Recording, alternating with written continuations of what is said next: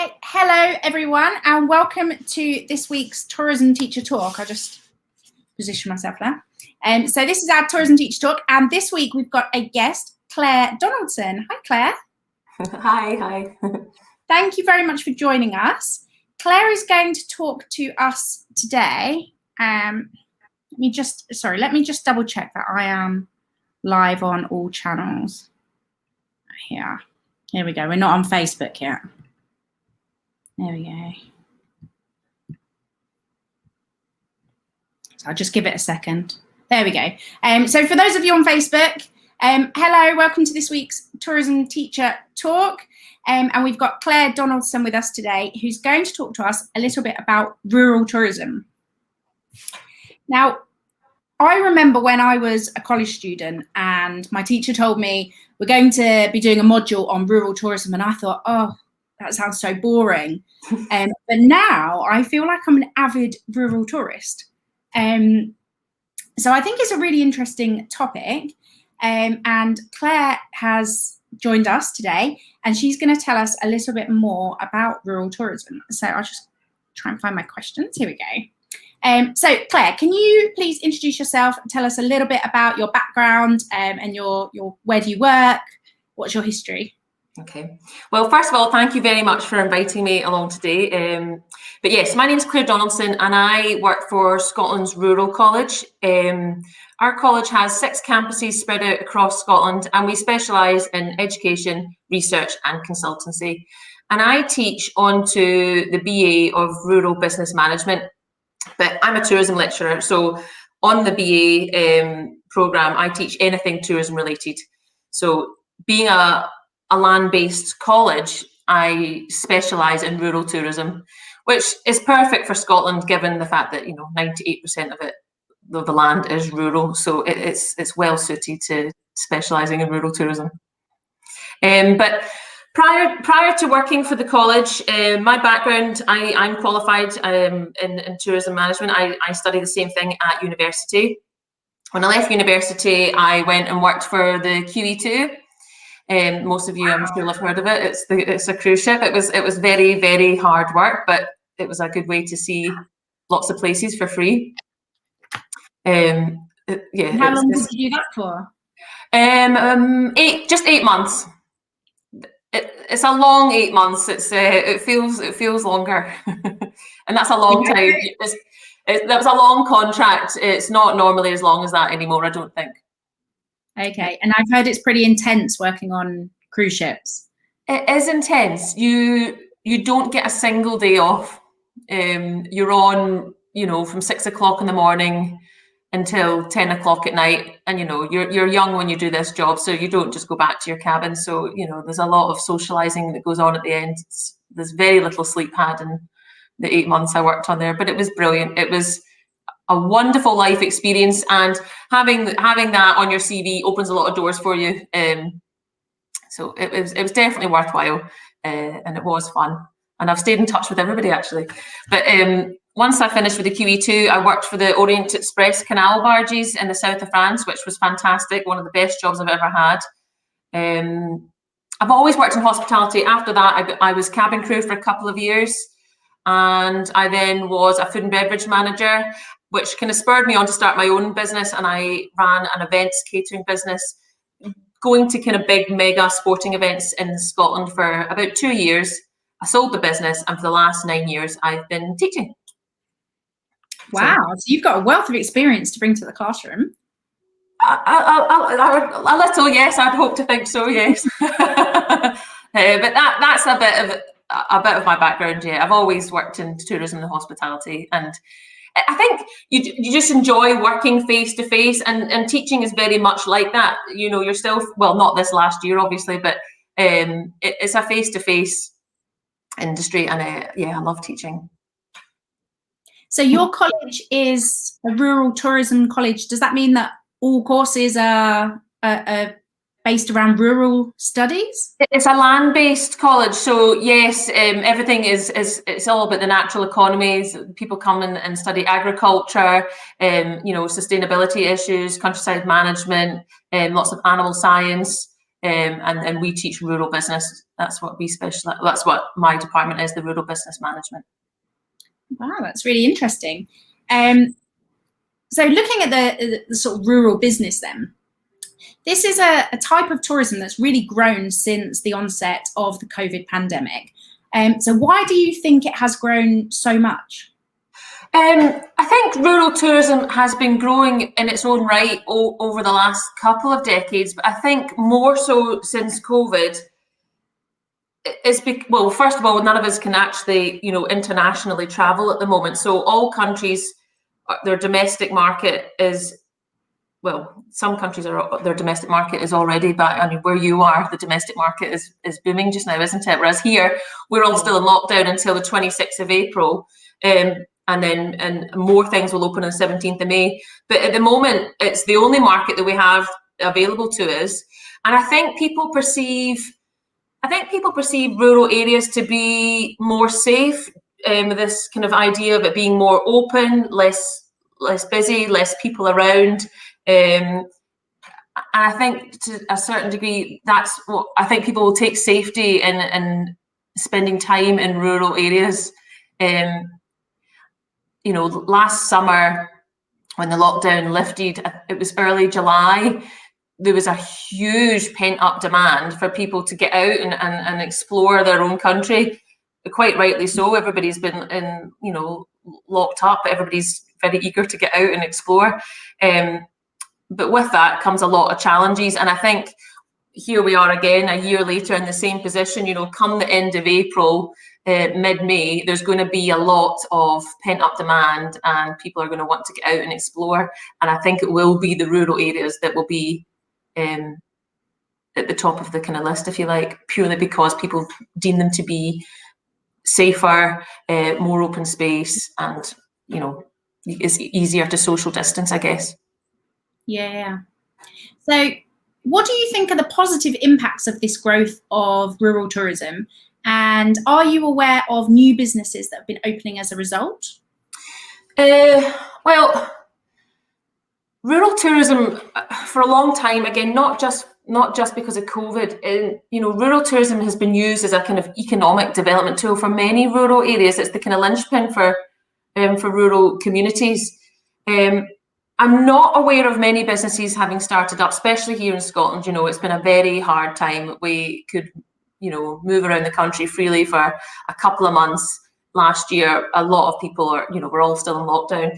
I think what has happened is perhaps a lot of businesses have diversified what they're offering. They've been forced to do that. They've been forced to adapt.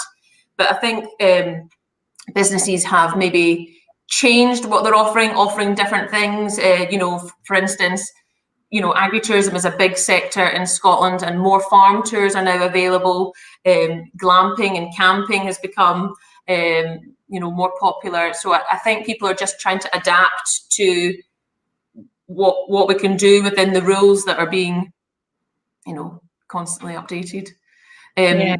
It has been a bit confusing at times, hasn't it? Yeah, it has. And, given we're in the UK, England has rules, Wales has rules, Scotland has rules. It's quite difficult to, navigate through them. But hopefully everybody will be singing off the same hymn sheet come summer, and it will make travelling around the country far easier.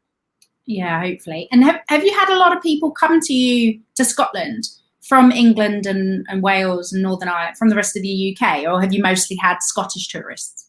I think last summer, we had English tourists. I mean, the English market is the biggest domestic market for Scotland. Our international market, the biggest one was the USA, but the domestic market is the English tourists.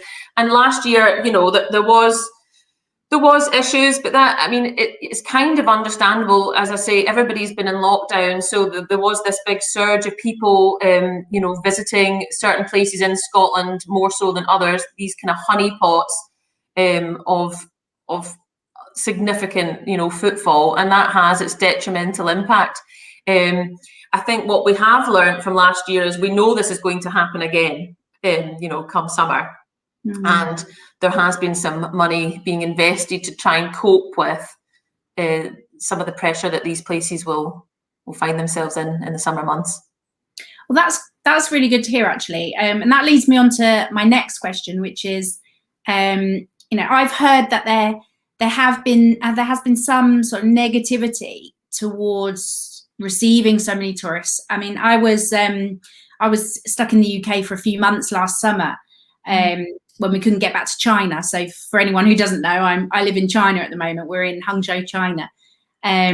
But because of the border closure, I couldn't get back. So I was in Somerset for a couple of months, and a lot of the locals were very anti-tourists, actually, because they didn't want people coming from the cities that did have high infection rates and bringing it to their communities. And also they were very concerned about over-tourism. Now, obviously, that's just a small case study in Somerset, but are you aware that that has been a feeling across the UK and in Scotland? Yeah, I mean, it's interesting because I discuss this with students all the time. We talk about rural tourism, and I think a lot of people, when they hear rural tourism, they don't necessarily think of over tourism. You know, we can talk about all the big cities that are they're in the news all the time about having over tourism, but of course, over tourism can very much happen in rural areas as well, and it's usually more difficult to kind of see in a rural area, so yes, as you say, so we have 2 national parks in Scotland, and both of these were in the news.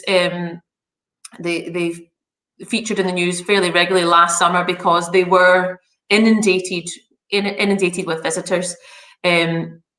But I mean, I think everybody, especially last summer, maybe it'll be different this summer because we're 25 million people have now been vaccinated in the UK out of 66 million. So we're in a very different place than we were last summer. And I think there's maybe more of an understanding now. We're expecting people to travel. But of course, you can sympathise with people being worried about, sharing their own environment where they live with tourists. But in the same respect, of course, people that live in cities are going to want to escape when they've been, cooped up for months on end. So it's a really, as with anything in tourism, it's a really fine balance, isn't it? I guess being on the West Coast, we've got a lot of islands over here. I know there was issues on some of the islands with tourists perhaps feeling unwelcomed.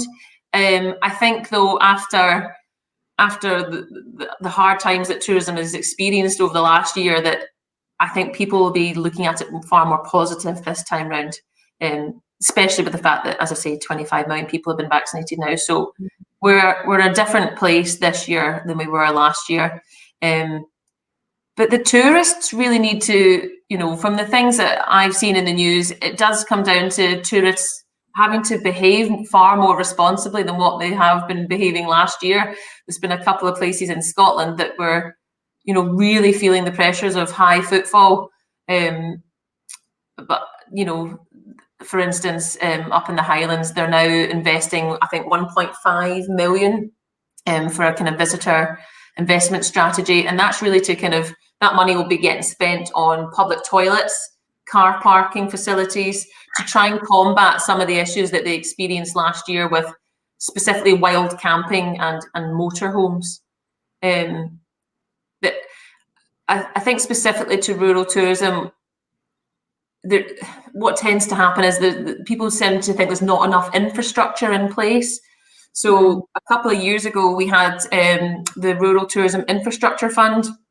That has recently doubled to it's 6 million, which isn't a huge amount of money for rural communities across Scotland, but it definitely goes a long way to, and that money specifically tends to be spent on things like car parks and public toilets and things like that, to try and combat these issues, because given we're in rural areas, being able to use facilities is quite important. Well, I think we've learned from last summer as well. I mean, I don't know about in Scotland, but certainly in Somerset, they'd closed all the public toilets, so people were just using the bushes, etc. What are you meant to do? The infrastructure was there, but it was closed. So I think they've learned from that. I definitely think there's a place for education as well. When you say, like, the tourists are irresponsible in a lot of ways, we teach sort of responsible tourism to our students, but who's teaching the general public about this stuff? And sometimes people just don't realise the impacts of their actions. Things like, people are aware that you shouldn't drop litter out of your car window, but they're not so aware of the impacts of, say, going off of main trails and walking across, areas that aren't supposed to be walked across, and, making loud noises around the nature and disrupting the animals that might be nearby, and those kinds of things. People are often naive to this. They don't know. So I definitely think there's a place for teaching them somehow. How you do that, I'm not so sure, but yeah, I mean, we're really lucky in Scotland, and it's similar to the you'll know in England. We have the Scottish Outdoor Access Code, so everybody has the right to roam. We're very, very lucky. But I think if you are going to go wild camping, then, as you say, you have to really take responsibility and leave no trace, as the workshop is, leave no trace. But you have to clear up after yourself. There's been so many accounts of like broken glass and human waste, and it's just really unacceptable. And it's obviously become a problem last year because so many people are out doing the same thing at the same time. I think as well, in years gone by, it tends to be the kind of same demographic or the same type of person that goes and experiences these rural areas, whereas now, everybody is doing the same thing. So it's just it's a learning curve, I guess, and hopefully this year it doesn't repeat itself. As I say, there's investment in various places throughout Scotland to try and combat the issues that happened last year, especially in the 2 national parks. Yeah, well, time will tell, I suppose. So on that subject, do you think there are, what are the other major negative impacts of rural tourism, pandemic or pre-pandemic, that you've seen? And are there any methods that are successful in managing these? I think with rural tourism in general, not just in Scotland, the negative impacts, it tends to be affordable second homes and affordable housing for locals. It's always been a problem here in Scotland for keeping the younger generation in rural areas. We tend to have, outward migration. And I'm really interested to see how that's going to change in the next couple of years, because it's been reported, I think globally 70% of the population is going to be living in urban areas. But it's going to be really interesting to see if that changes, as a direct impact from COVID, now that we don't have, we can work from home. But yeah, no, a lot of the problems, especially over here on the West Coast, as well as the East Coast of Scotland, there's certain areas that, have year-on-year success with rural tourism, and holiday homes, second homes are bought up, and it really just prices the locals out. That can have a serious impact. How are we coping with it? I mean, they try and bring in more affordable housing, but I think the second home issue kind of remains an issue. One of the other, it's not really a negative, I guess, it's more of a challenge. I think this last year, everybody has been forced to adapt digitally, overnight, effectively. And I think a lot of rural businesses, in Scotland, they're micro businesses, things like activity tourism providers or, small self-catering businesses. These are micro businesses, and they're having to now be digital. They're having to go online and do everything digitally. So I think having good connectivity will really be critically and vitally important to their business. Something that's lacking in rural areas in Scotland at the moment. Yeah, very much so. In certain areas, not across the country, but yes, in certain areas, connectivity is a big problem, as well as actual accessibility and infrastructure.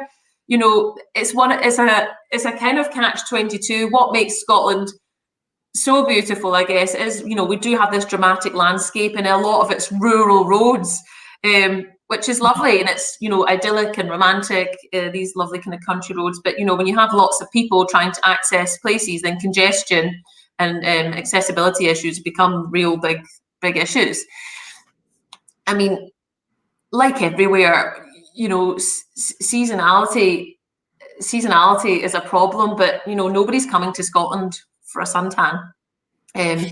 So we are slightly more lucky in the sense that you can almost market our 4 seasons in one day to kind of prolong the year. But again, it's not necessarily it's not a negative. It's just another challenge that rural areas face, and it's seasonality as well. But we are quite well set to prolong the season, given people aren't necessarily coming for sunshine. In rural areas, people tend to be doing something activity based, so the weather's kind of not too crucial. That's a good point. So we'll move on to our next question, which is, do you think that rural tourism will continue to be a popular type of tourism after the pandemic is over? Because we've obviously seen a big growth recently. Will it stay? I think it will stay. I think it will stay because it was growing. The market's been increasing year on year prior to COVID. I think now people, I mean, we use these words all the time in tourism, but yes, people do want an authentic, an authentic experience. I think gone are the days of or not gone are the days, maybe it will be different now with COVID, but I think people want more from their holiday. Especially, the trends coming out just now, people want to, it'll be smaller groups, people want to go away with their nearest and dearest, where, friends or family. And rural areas are kind of well positioned for that market. Mass tourism, I suspect it will always be there, but people are now more interested in things like nature-based tourism, wildlife tourism, specific, food and drink or activity-based, actually doing something. And a lot of these types of niche tourism tend to take place, especially in Scotland, tend to take place in rural areas. So I very much think the market will continue to grow. I think that, the COVID pandemic has changed our life in so many ways, hasn't it? And a lot of this is probably changed for good. And it's introduced people to things that they wouldn't necessarily have experienced before, like your grandma who's using Zoom probably never would have dabbled with that kind of technology before, but now they're great on it. They're on it every night. And a lot of people wouldn't necessarily have been going for countryside walks before. That was one of the only things you could do outside of your house. So I think that people have embraced rural tourism in a way that they maybe wouldn't have before, but perhaps it's opened their eyes to it and they're more aware now of the opportunities. So I guess we'll see, but there's definitely a lot of potential there for rural tourism stakeholders. I think you're right. And I think, obviously we're both passionate about this subject, and I probably annoy a lot of my friends banging on about how wonderful Scotland is all the time, but I think it has given us this unique opportunity to really explore what's on your doorstep. As you say, like just being able to go out walking where you live and explore what's here. But more and more people are now doing activities that they weren't necessarily doing before. Wild swimming locally here has become very popular over lockdown, and people just wouldn't perhaps have taken this activity up if it hadn't been for being in a lockdown for so long. So it's definitely a time to kind of reset and relook at how we use our leisure time and where we go. You don't always necessarily have to be traveling to faraway places. You can easily enjoy what's on your doorstep in your own country. Yeah, and hopefully that's what, this pandemic's been terrible on so many levels, but hopefully we can take some things from it and use that to improve or to promote things that, weren't necessarily at the forefront of our minds before. And I think rural tourism is hopefully one of those areas. All right, let's move on. Sorry, I haven't got my glasses on. What places would you recommend for anyone who's thinking about taking a trip to Scotland? Well, being a West Coast Ayrshire girl, I'm going to have to recommend the West Coast. The West Coast of Scotland, I think, is a kind of unique landscape. We've got such an amazing coastline. I think a lot of people, when they think about rural tourism, they're maybe picturing, farm or countryside. Rural areas can very much be, coastal areas as well. Last year was meant to be the year of Coast and Waters by Visit Scotland, which is our kind of national tourism organisation. So this year it's rolled on. It's the year of coast and water. So if I was recommending anywhere, I would recommend the west coast of Scotland. I don't think there's anything more magical than getting on a ferry, leaving the mainland and just going to an island. And all the islands in the west coast are just beautiful. They really are. They're stunning and dramatic landscapes. And whether you're here for the kind of stereotypical, I don't know, whiskey or golf or something like that, these all still take place on the islands. But we have an abundance of wildlife, unique here. And I would recommend the west coast. A lot of initiatives I've kind of developed over the last few years. There's certain ones that have been very popular and were mentioned. Oh, sorry, my lights just went off. I'm not disconnected, have I? No, sorry. You're still with us at the moment. Sorry, all the lights just went off. Yeah, there's been a few initiatives. There's quite a few popular ones that have had a lot of footfall, but there's a new one down in my neck of the woods, and it's called the Coig, which is Gaelic for 5, and it really covers 5 areas: the Shire, the Shield, Arran, Bute, and Cumbria. So if anybody wanted to come to the west coast of Scotland, these are the places I would recommend. Okay. I will admit I'm not an expert on Scottish tourism at all. I've thought about it, and I'm always tempted by warmer climates. So understandable. On a plane somewhere. And so I am guilty of not exploring Scotland very much. I've been to Glasgow a lot. When I was cabin crew, I flew to Glasgow and Edinburgh a lot. So I spent quite a bit of time there, but apart from that, I haven't explored Scotland at all. So I do feel a bit guilty about that.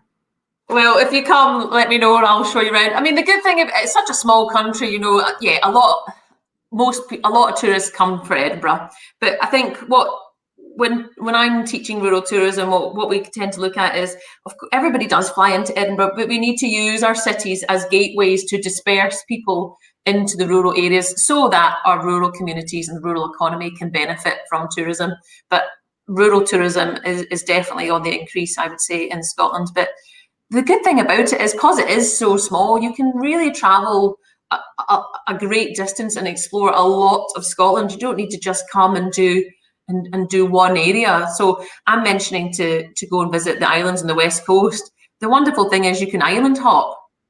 You know, the ferries can take you to all the different islands, and it's far cheaper now that we have a road equivalent tariff. It's something like 64% cheaper than it was prior to 10 years ago. But yes, you know, it's very accessible. I think people perhaps out with Scotland perceive it to be quite sparse, but it really isn't. It's quite a compact country, but you can get travel quite extensively through it in a short amount of time. Yeah, that's great. So we've got somebody who's just asked a question. Do you have links for the initiatives? I'm currently teaching this and would really do with some case studies. Do you have the links for those at all? Yeah, I can put them on, or I mean, I can mention what they are, but yeah, I can add the links in. I'll mention them quickly just now. There's the Coig, there's the North Coast 500, which I think a lot of people will have heard of. That's very busy, NC 500, and on the back of that, there's now the Northeast 250. But yeah, I can put them in a link. If you go onto the Visit Scotland website, you'd probably see a lot of the food trails as well, the seafood trails, whiskey trails. But yes, you'll find it. I can put them in somehow. I don't know how. Sorry, the person who asked that question, their name hasn't come up. I think you have to give it permission on Facebook to share your name. So I'm not sure who's asked that, but I will be posting this video onto YouTube as well. So if you want to share it with your students, if you're teaching rural tourism, you will be able to do that, and I'll share the link. He or she says brilliant, thank you. And then Andy's asked a question: how has the impact of Donald Trump affected golf tourism in Scotland?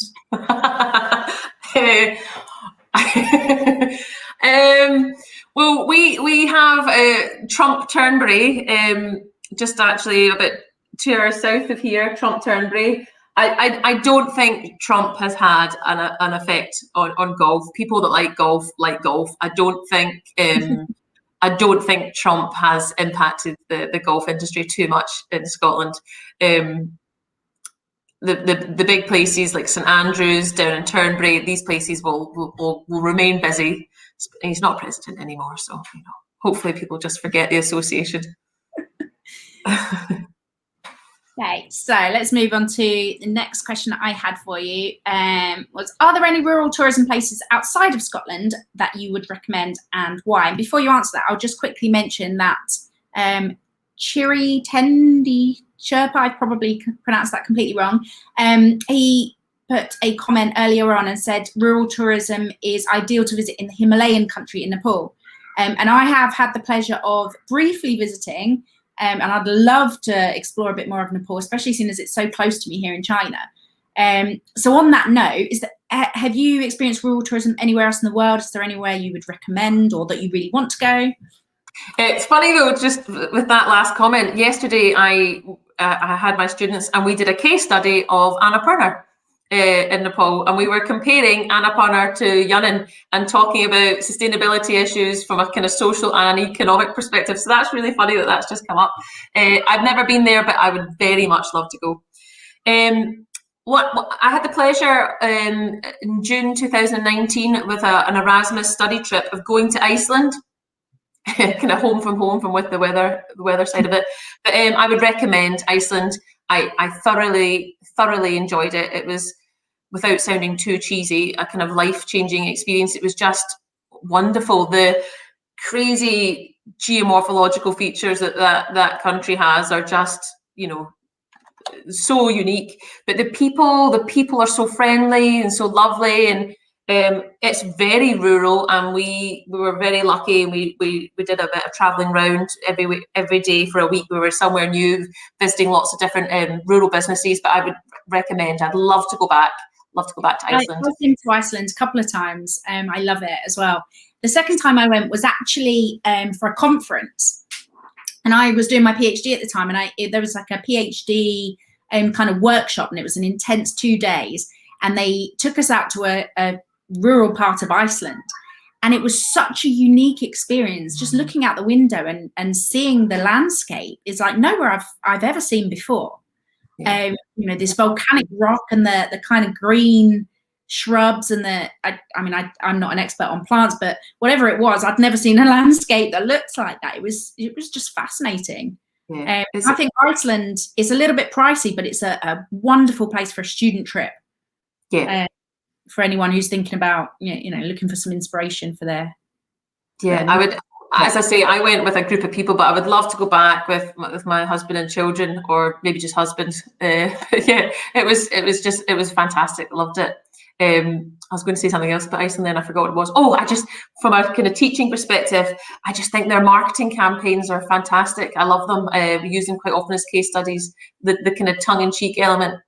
Anyway, sorry, digress. But the other place I would love to go back to would be just when I worked for the Orient Express in France. I just fell in love with France.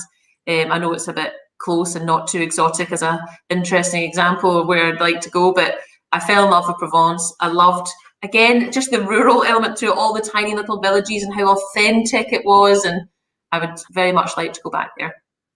Yeah, I did a road trip through France. It was only a couple of weeks, but we drove through to Spain, and just a lot of people go to the main sites and the main cities, but once you leave those, there's so many wonderful things to see that are off the main tourist trail. And we went to a place called Oradour-sur-Glane. Have you heard of it? I haven't heard of it, no. It was absolutely fascinating. It was a village that was attacked during World War II, I believe. And it's just been left untouched ever since. So there are like, I've heard of this. Yes. And there are prams, rusty prams that are it's completely untouched. So it's kind of haunting to walk around. It's a great example of dark tourism, and most people have never heard of this place. I'll get the link because I'll Google it quickly and post it, because I have actually written all about it if anyone's. Do you know, that's how I think I've heard of it. I think I've read it on your site. Oh, yeah, maybe. Yeah. So is there anywhere else, just while I find this link, is there anywhere else in the world? Well, just what you're talking about there, was it last 2 years ago, I took students we flew into Barcelona, and just like what you're saying, I think when you get out of all the hotspots and all the well-known places, you do kind of fall in love with places, because you haven't heard of them before, they're not well known, and then you just have such an authentic experience.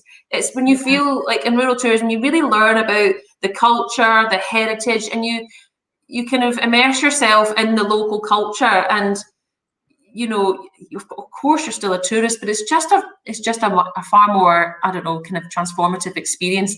And like what you're saying, we took the students from Barcelona, and we actually went into the south of France, down the Pyrenees, and right over to the west coast of Spain. And I'd never been to these places before. I've obviously heard of them, but I've never actually gone and visited them. And it's not the kind of place you would stereotypically go to, and it's not many, it's even hard to get to, because there's no airports there necessarily from the UK. But again, it's a far more memorable and meaningful experience than going somewhere that everybody else is going to. Yeah, that's one of the reasons why I love road trips. I know it's not always the best on the environment, but I love to hire a car, especially with the children. I think it's so much easier to just be able to plan your own schedule. Stop for toilet trips when you want, etc. But just driving between the major tourist places, you often see so many cool things, and you can stop off and see whatever you like. And that's one of our preferred ways of traveling.